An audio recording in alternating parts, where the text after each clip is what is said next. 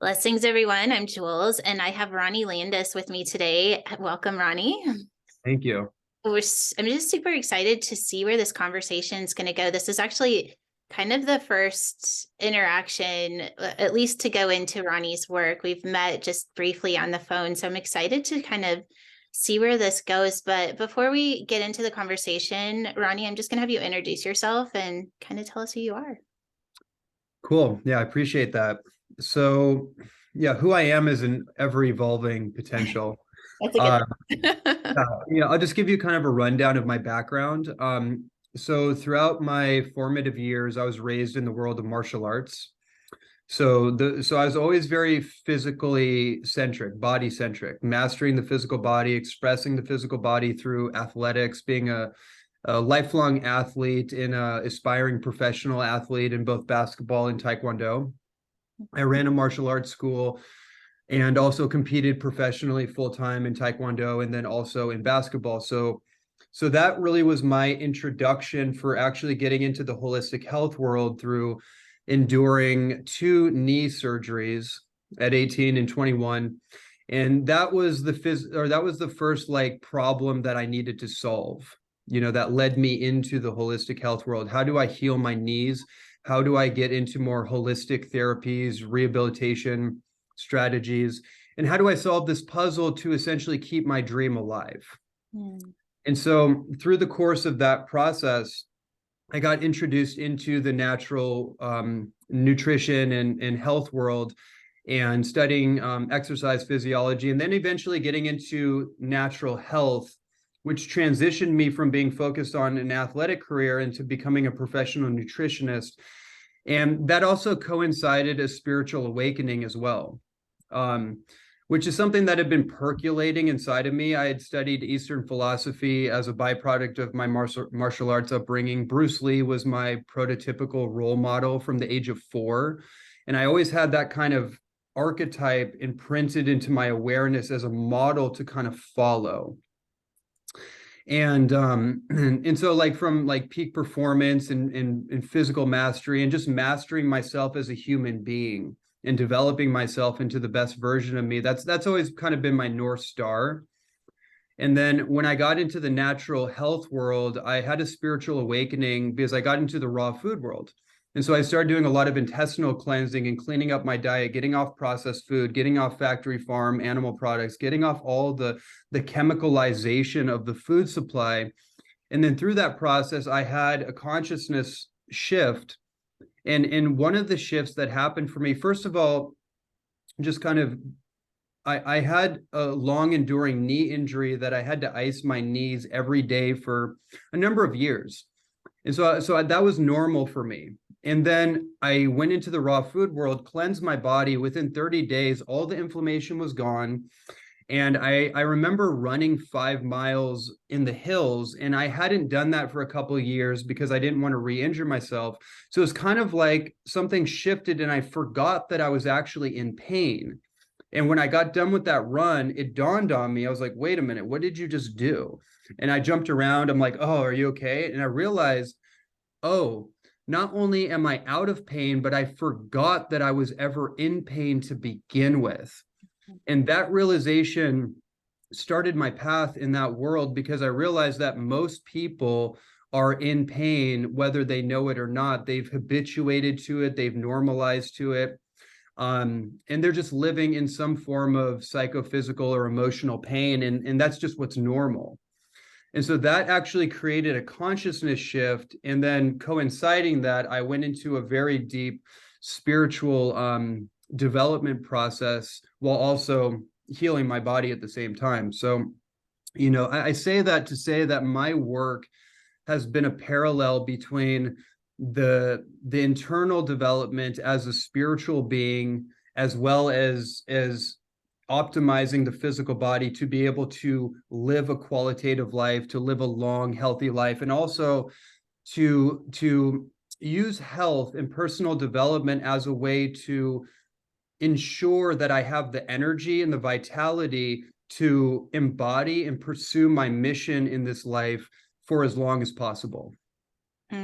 I love that combination. So we should just use that as kind of the equation. We were kind of talking before we got on about how dopamine is kind of a passion of yours. And so before we move into that, I'd love to just kind of go to that kind of the step one, which is obviously the awareness of the shift that needs to happen, whether it's physical, mental, emotional, insert, and then whatever it is. So let's start there with kind of what that process is for you, and then we can kind of stair step up. Absolutely. Okay, so guide me just a little bit more in terms of like that process for me. So I'm just going to your story, even with, so you had the awareness after the run that Right. you were in pain before. So I'm guessing because you had that experience, now you have the consciousness that we do live in pain. So what is your process to become aware of what's trying to shift? Yeah. Yeah, that's a really important point because, yeah, so when it's like in the personal development world, and I don't like the idea of personal development because it's like we're not broken. We're not actually broken. It's kind of like Bruce Lee's philosophy was that you strip away the non-essentials of the sculpture for the masterpiece to be revealed. So my whole thing now is that you're actually already perfectly perfect as a being, but it's stripping away the non-essentials. So that could be addictions, habits that don't serve us, relationships that don't serve us, things of that nature. And then through that process of releasing, detoxing, cleansing, letting go, and then also adopting habits that are affirmative, that are life affirmative, that do support you and your energy levels and the life that you want to pursue, it kind of becomes a natural integration process. So it's not this arduous thing that we have to like always work on ourselves in order to get somewhere. We're already there. With that said, the process to arrive at that is a consciousness shift. It's an attitudinal adjustment. So this is the most simple way I can say it. We have to master our attitude. Like that's number one for me. I realize that my attitude is influencing the way that I'm seeing my life, the way that I'm seeing the world outside of me, the way that I'm seeing either a problem or a solution. And depending on where my focus is and the awareness that I have, that's going to directly influence how I'm able to approach any situation. So that's number one. And then so through that, I'm able to see what I need to see, and then it's just simply a choice to take the lessons or to adopt the habits and patterns that are going to allow me to essentially manifest myself. I love that. And I love how you made that so simple that we just have to see. And then once we see it, we create choice, right? And then so I know that I'm just tapping into the people that are listening and kind of maybe some of the things that they're challenging. And we're kind of at the beginning of the year where people are doing their New Year's resolutions, which I think for hopefully we're always working with intention in order to have awareness. I'm tapping into everybody that's listening, and most people will kind of put their biggest addiction, you could say, in that spot. And so a lot of times they know it and they see it, and they've even tried different things maybe to overcome it. And of course, we have to move into a level of consciousness, just like with your experience of your run. You moved into a state of consciousness where you weren't having the experience of pain, and so much so that you forgot. And I feel like that's available to all of us. We really can shift 1 to 10. So I'm curious after that, and then everything that you're talking about and kind of introducing the nutrition, and I love how you're doing it well-rounded, but I'm still hearing people go, yeah, but. Yeah, yeah, I mean it's yeah, I'm just thinking of different. So here's my approach. My framework is, first of all, in order to actually create a life, you have to create a framework for your life. And this is a lot of what I do in my work with clients, and just the bigger work that I'm doing now is, a lot of times we get focused on individual puzzle pieces. And that's good. You need a starting point, right? For me, starting point was being in my body, athletics, exercise, training. That puts me in a particular mental and emotional state, and it helps me to be embodied in my physical body. And then the next part was like nutrition. So these things piggyback on each other. Eventually, when you have more of a broad awareness, you create a I create a framework. So for example, I have a 4 quadrant model, which is super simple. It's physical, mental, emotional, and spiritual. So that helps me compartmentalize what could either be very convoluted or very kind of jumbled up. And not obvious about like what is the most important thing for me to do now to move the needle forward. So physical is like earth, right? So there's a Chinese medicine perspective to it. So earth is an energy. So what's the energy of earth? Stability, grounded, stable, like rooted. So I want to feel rooted. I want to feel stable. Well, in order to do that, I need to get into this thing. I need to get into my body. So then I have a physical quadrant, and then it's like it's movement, it's exercise, it's nutrition, it's somatic release therapies, it's sleep and recovery, it's nervous system regulation, etc. So I kind of break it down to give me a reference point of the things to start piecing together in my routines and protocols so that I can embody that energy, right? And then, you have mental, which is air. So it's like whatever, like illumination of creativity and different things that we would associate, like freedom, like free flowing creativity. So then I map out certain things like meditation. I need to be able to meditate, which to me, meditation is more of it's a feeling exercise. It's not a thought process exercise. I'm just dropping in and closing my eyes so I can actually feel the sensations there. And then there's things like cognitive unpacking and journaling and things to help unwind the mind so that I can liberate the mind in order for it to flow freely, right? And then, you have the emotional quadrant, and then that's water. Formlessness, flow, fluidity. That's an energetic that I want to feel. And so there's like healing attachment wounds, emotional trauma, sexual trauma, relational trauma, those kind of things. Those are all reference points for me to know what to focus on when I'm ready to address that particular quadrant. Then you have the spiritual, which is fire, and that's a whole rabbit hole. But the point of that is just to say, instead of having this like mystical or this like ambiguous idea of a personal development or growth or spiritual development, I'm breaking it down into quadrants and I'm mapping it out on a whiteboard so that I can see what it is that I'm looking at. So I have a navigational blueprint to help me know if I'm having an emotional experience or I need to work on something, I know where to go. That may not be a physical thing I need to work on. That may be something that I need to go deeper into me. But if I don't know where to go or how to navigate it, man, you can get caught with the water, the tsunami of the emotions that come up.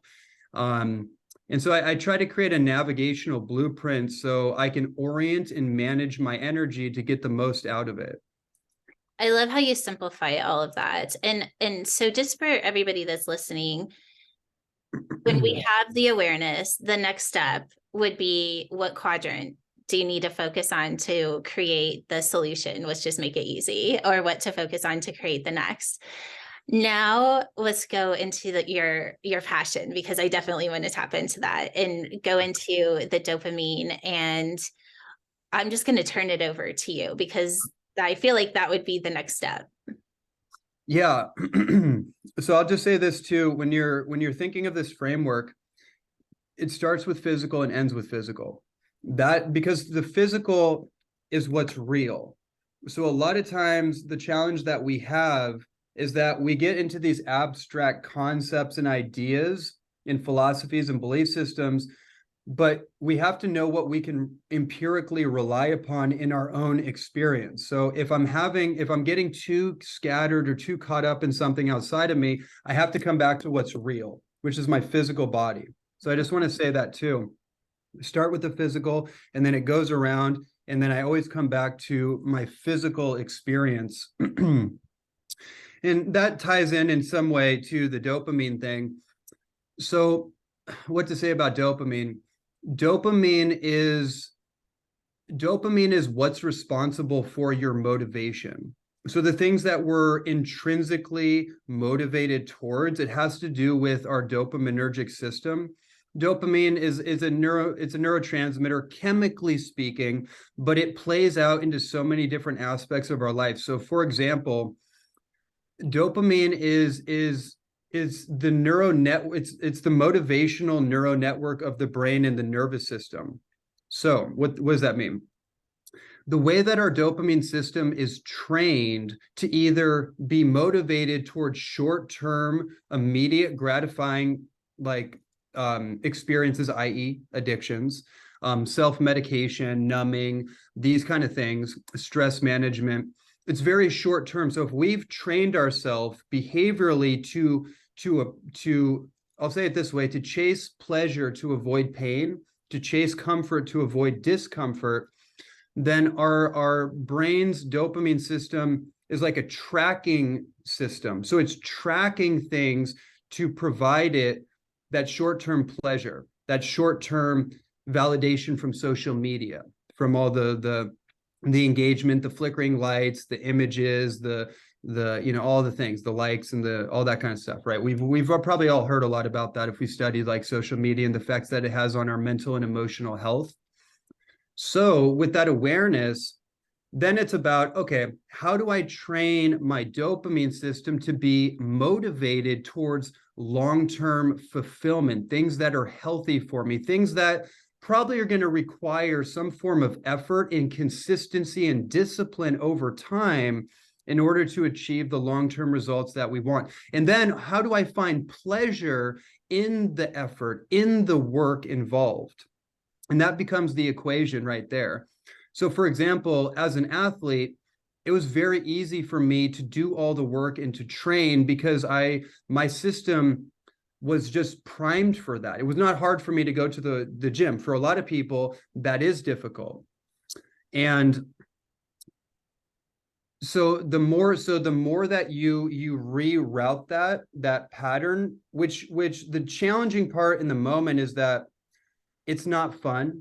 It's not comfortable. There's going to be things that come up. There's going to be old belief systems, stories, emotional resistance that comes up, and you kind of just have to work through it in the interim of it. But here's the cool thing about how dopamine works and how adaptable it is that as you work through those initial phases of resistance, it's like, when you're the runner's high, or when you're working out and it's like, oh God, I don't feel like doing this, I'm tired, but it's the right thing to do. And you kind of just start warming up and you get into it. Eventually, as you get into your stride, you get this stimulation, you get this like, oof, like, okay, I just worked through something. Now I have more energy. That's dopamine. It's like your brain's reward system for working through something. So energetically, you could look at dopamine as a progress marker for your own development, for your own evolution, for pursuing your own goals. It gives you a little bit of a reward. Now, the challenge is most of us have been trained through our culture and through different addictive habits and whatever have you, to train ourselves to receive reward without having to earn it, without having to do any work, without having to exert any effort towards it. So, things like pornography and consuming is what I call it. I call it consuming. Yeah, that's perfect. Yeah, it's a consuming energy, and it lights up the reward and pleasure centers in the brain, which are tied together. And so our experience of pleasure and the way that most people experience pleasure is like a flickering light. It's this very short-term thing that feels good in the moment, but the more you do it, it has a degenerative effect. It actually makes you feel worse, and you need more of it in order to raise your dopamine baseline. And that's how addictions work. You need more of the thing in order to feel the effect, but eventually it creates a certain type of sub-personality where that version of you or of any of us that are in that loop, it creates a version of us that doesn't feel normal unless we're keep pushing that button, if that makes sense. So it's like by changing the pattern and the behavior and having an awareness of it, you actually experience a different personality upgrade. You experience a different version of yourself. So the version of you that is not addicted to things outside of you. It's like the way that I talk about addiction is that it's not about the external mechanism, the coping mechanism. That's a symptom. That's not actually the issue. The issue is that there's something inside of me that needs to shift and change.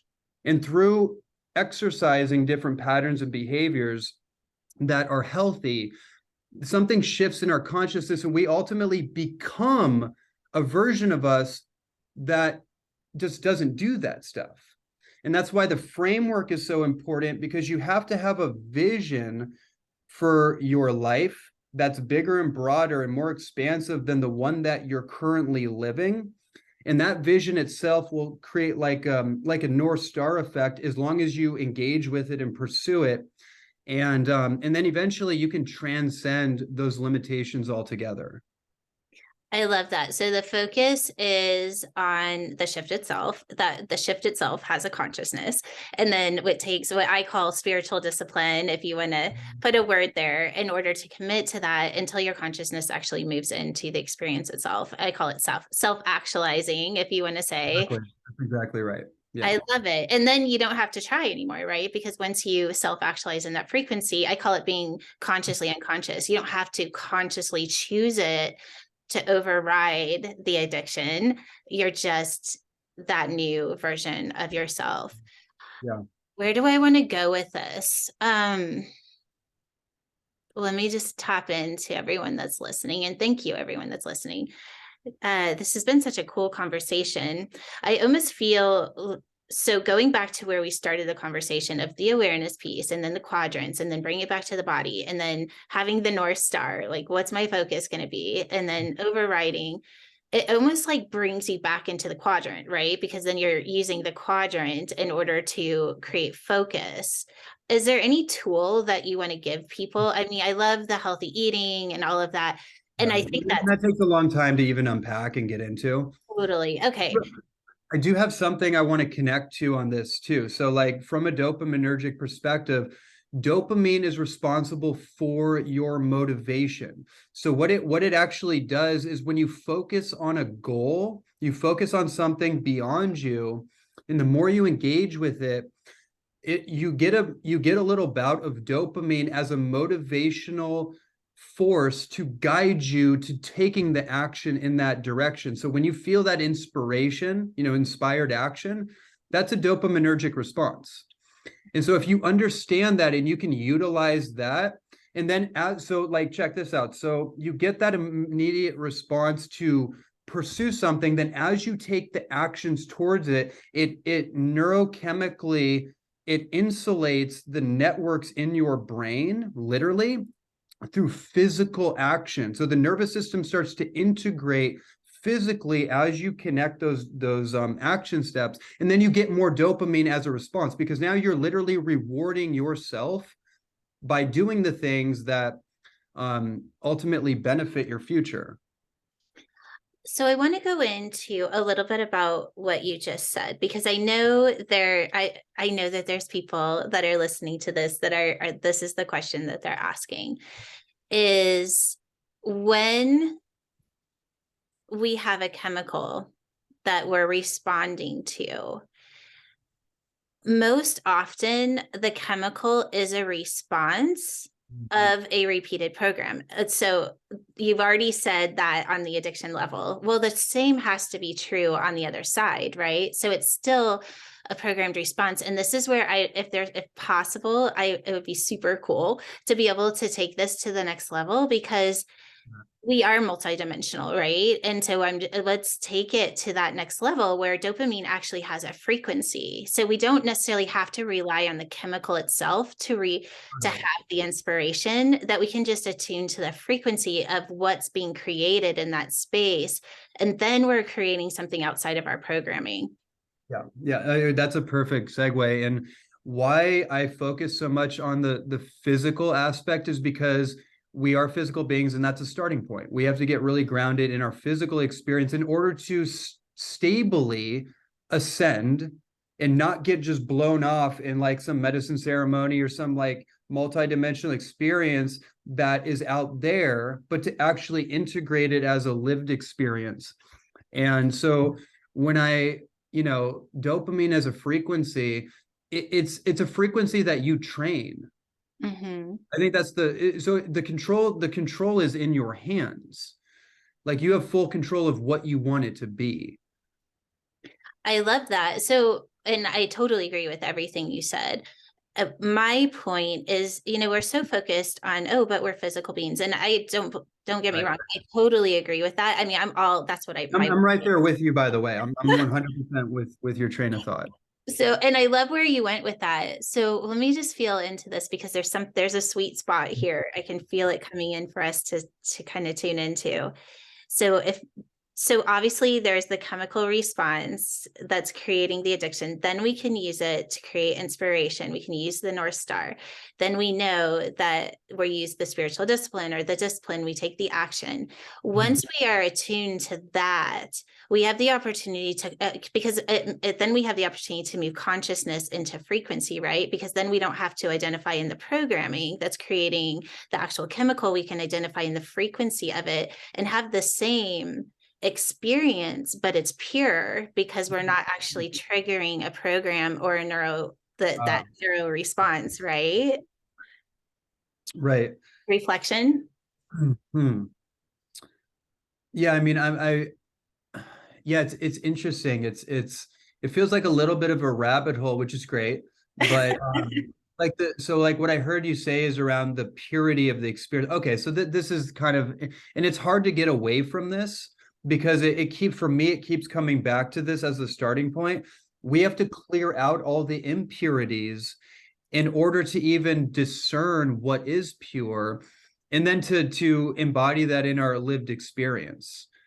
Great answer. Great answer. So all of you that are listening out there, really kind of think about those 4 quadrants, and knowing we didn't really tap into the spiritual part, but knowing that the spiritual is that space where you can start to turn on an intelligence beyond your programming. And I think that's where we were tapping in. We could just kind of just tentatively put that there maybe.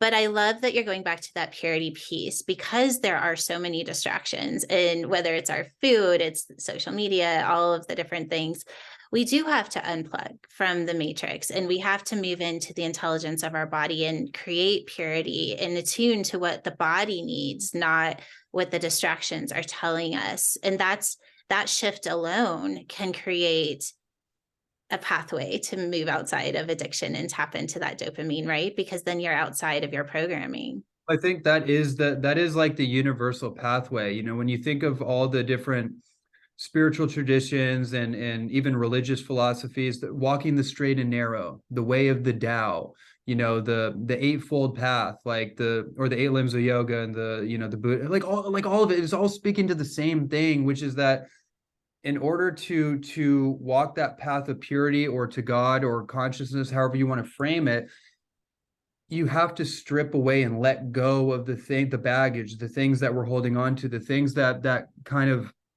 cheapen the purity, or our unbridled human potential, right?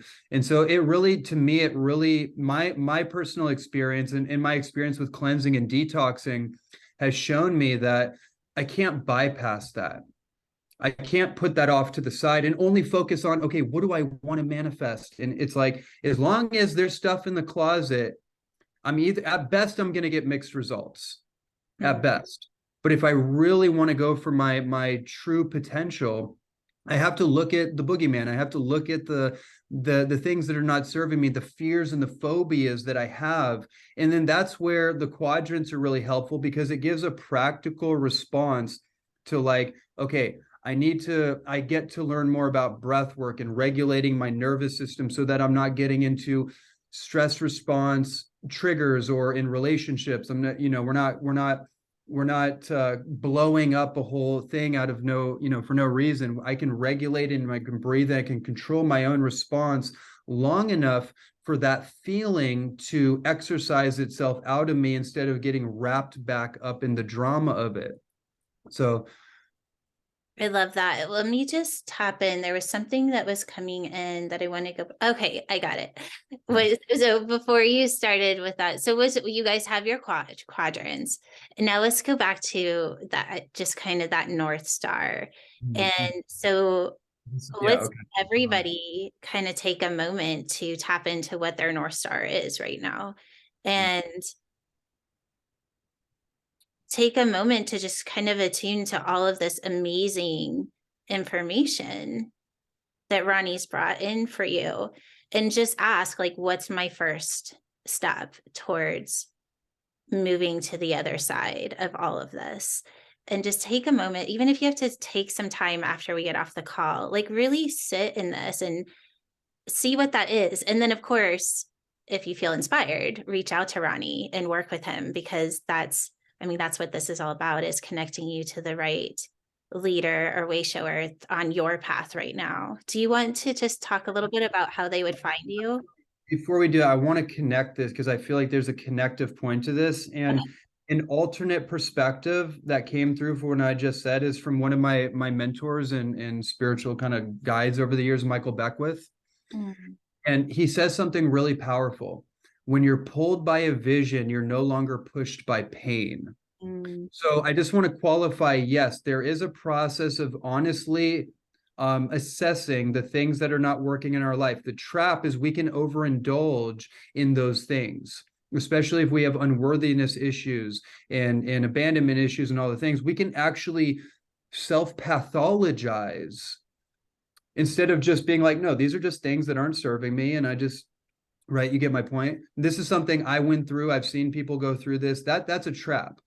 So the idea is that I want to pinpoint my vision and expand that, so that that's what I'm seeing. Eventually, the things that do not serve, if I'm committed to mind, body, and spirit, and doing the work to make that a lived experience inside of myself and pursue it, all those things will drop off. It's like everything will eventually drop off over the course of just pursuing your vision. Amen to that. So, yes, everybody, we don't have to go and dissect every little thing to go to when you were 5, this happened. That's right. Yeah. No, you just see it and then you create the next. And yes. Hallelujah. Right? Because so I feel like that's a looping cycle that so many people get stuck in. So thank you for bringing that up. Yes. Okay. Everybody has to get a hold of you. How would they get a hold of you if they feel the calling? Amazing. You can reach out to me on social media, Instagram or Facebook. I have a love-hate relationship, not love-hate, but you know what I mean. I'm on social media, and I am fully available if somebody reaches out to me. I do post a lot of content, so that's a great place to find more information, either Facebook, Instagram, Ronnie Landis. I also have my website. It's hhphealth.com. There's a rebranding, but it has all my stuff essentially. I also have a podcast called Life Mastery. So if you go on iTunes or Spotify, you can type in my name, Ronnie Landis. You'll find my whole podcast and all that. And then a YouTube channel. So there's plenty of content for people to check out, books and all the, all the stuff. But if you want to reach out to me, just do so on social media. I love that. And we'll also post some of that stuff below. So if you are driving or can't remember, just know that you can go right in and see that in the show notes as well. Well, Ronnie, do you have anything last minute that you would like to share that you feel like we haven't kind of tapped into? I'm really actually impressed that we could consolidate all that in a way that feels like useful and integrative.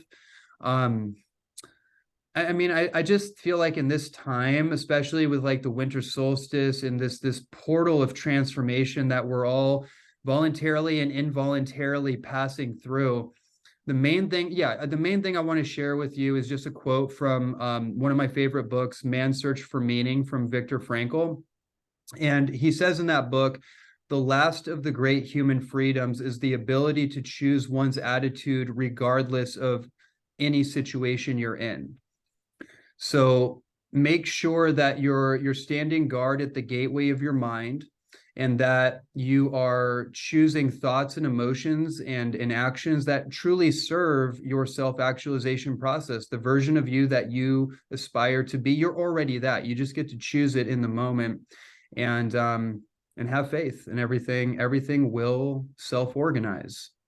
I love it. It all has, I think the point of all of this is that everything that we choose and experience has consciousness, and we can use that to our benefit to create, well, that North Star. And eventually we get to a place where we're so attuned to that North Star that we just start living it. And that's what we're inviting all of you into as you biohack peak performance in whatever way that you would like to experience that. Thank you so much for this time. I had so much fun just listening to your brilliance, and we'll just sign off here. So thank you so much. And thank you everyone for listening. Thank you.